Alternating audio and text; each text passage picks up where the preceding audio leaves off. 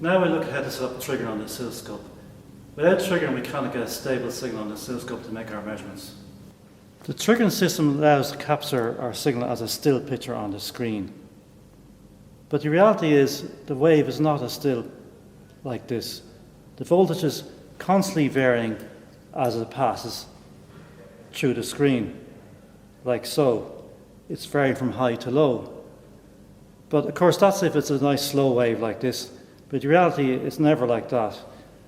For instance, we're looking at a wave of 3000 hertz, which is 3 kilohertz, which means it's changing 3000 times a second. So the reality of this is, if you take off the trigger, it actually looks like that. We put back the trigger, we can trigger it. To understand how triggering works, it helps if you know a little bit how the display system works on the oscilloscope.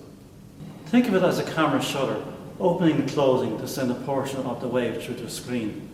What the trigger system does is synchronize that shutter switching with the voltage coming in of the wave.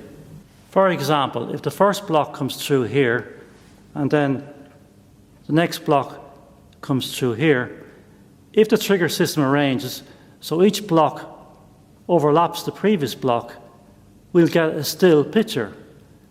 But if the trigger system is random, where it just sends a block through at random, we'll get something like this, which is our typical untriggered wave. So what the trigger system does is look at that first portion of the wave on the screen and switch it through. So we get a wave coming up, another wave, and they all overlap, giving us our triggered signal. Now if we look at our trigger menu control system over here, the most important button we have here is the trigger level. And the trigger level does exactly that. It sets the voltage level where each block is going to be switched on here. For example, as I change the trigger level, we can see the start position changing. So for example, at this point here, it's triggered that will overlap the wave always at this point. If I trigger down here, it's always going to overlap there. So we're just setting the wave. It doesn't matter where we set it. Once we set it within the position shown by this arrow, if I set it where there's no voltage, for example out here, now it's looking for a voltage that does not exist, so it's not triggered. So setting our trigger level, the first thing you do is just adjust this to be the correct position. Now, as a matter of fact, it actually does not look at this first position. This arrow actually sets the position when it's at the midpoint of the screen, but it has the same effect. If we look down here, the arrow is saying we're set there and the midpoint is there. So we're down at this position, which is our trigger position here, 240 millivolts.